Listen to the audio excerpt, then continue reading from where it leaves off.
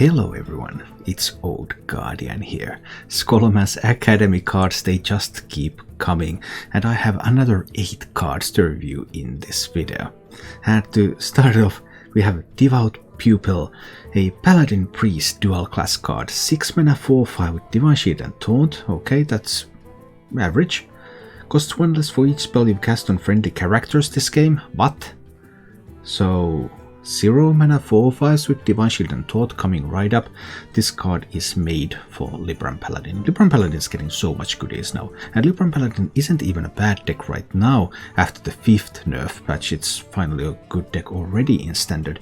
And it's going to get a lot of pretty sweet stuff in the expansion. Just play some Librams of Wisdom and soon you will have 3 Devout Pupils. Sweet. Priest could also do some nice things with this, even though it's more difficult for Priest. But Priest still runs stuff like Apotheosis, Renew, there could be a Setek Veilweaver, which would also have synergies with Devout Pupil. And with Priest, if you turn yourself into Priest Calagrand, you can just roll some 0-cost 4/5s with Divine Shield and Taunt from your hero power. Hey, that sounds like a pretty sweet hero power. Then you have a new neutral legendary card, Keymaster Alabaster. I don't even know. I'm speechless about this card. 7 mana 6/8. Whenever your opponent draws a card, add a copy to your hand that costs 1. That's obviously huge tempo, and the slower the opponent's deck is, the more expensive cards they tend to run, the bigger tempo advantage you gain from running this card. But on the other hand, in Standard format there are no ways to force opponents to draw cards that would cost 3 mana or less. We have stuff like Tentacled Menace, but those are pretty expensive and not really drawing a whole lot of cards. In Wild, of course, you could combine this with Codelight Oracle, so you could force the opponent to draw some cards. But in Standard, you play this, it's the opponent's turn, they draw 1 card, and you get a copy of that card. That is 1 cost, and then this one is going to be killed. On the other hand, of course, if this sticks, then you get another card, and that can give you quite a bit of tempo advantage, but you'd rather have stuff from your own deck than your opponent's deck, at least usually. And at 7 mana, when it doesn't do anything immediately, I don't actually think this will see competitive play. I sure hope it won't see competitive play.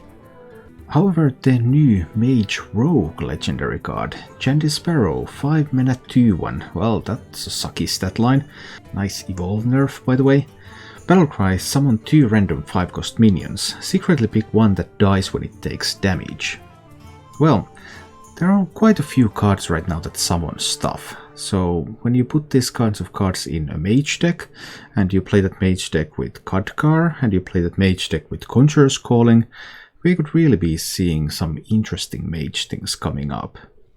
Just summoning minions after minions and hordes of minions.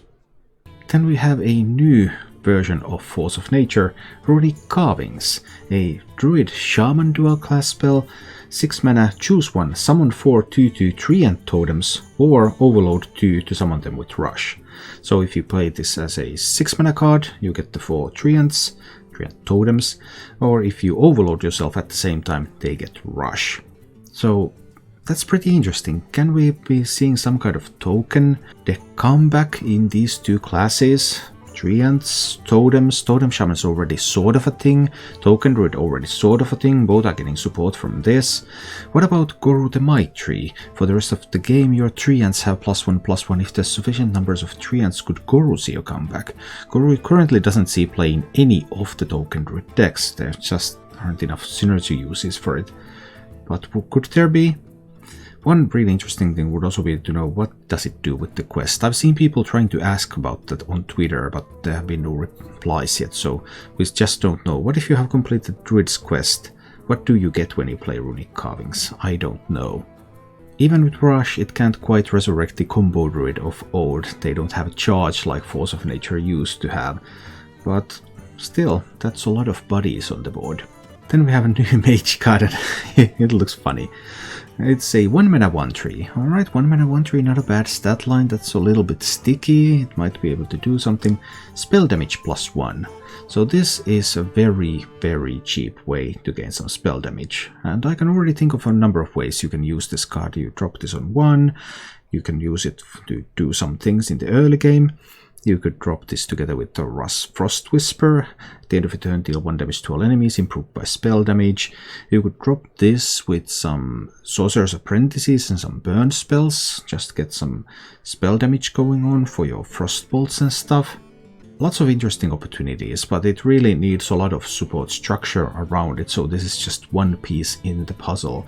But whenever there is potential additional damage that really costs very little mana, that's something that I'm interested in. And then a crazy rogue card. Secret Passage. 1 mana. Replace your hand with 5 cards from your deck. Swap back next turn. There are so many questions I have about this card, and unfortunately we haven't received clarifications yet. For example, do you swap back before you draw next turn? After you draw next turn? What happens with the card that you draw if you swap back after the draw? I simply don't know. But this would be a very strong card for something like an Aggro rogue, for example. You're almost out of cards, you play Secret Passage, boom, you get 5 cards that you can use immediately. And then if you had some leftover cards, you get them back the next turn. You play Secret Passage, you grab a Hooked Scimitar for them, you get that with the combo effect, you maybe get some 1 mana Pirates or something. That's just insane levels of card draw, and this might be something like an Aggro rogue really would need in order to have a chance to shine. Then we have a new Druid Hunter dual class card, Adorable Infestation. 1 mana, give a minion +1/+1, summon a 1/1 cub, add a cub to your hand.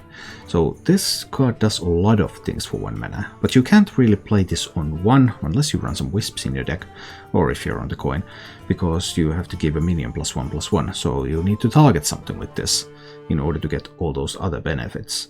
But that would still be a bunch of stats, a bunch of cards, tokens, quest hunter, quest completion.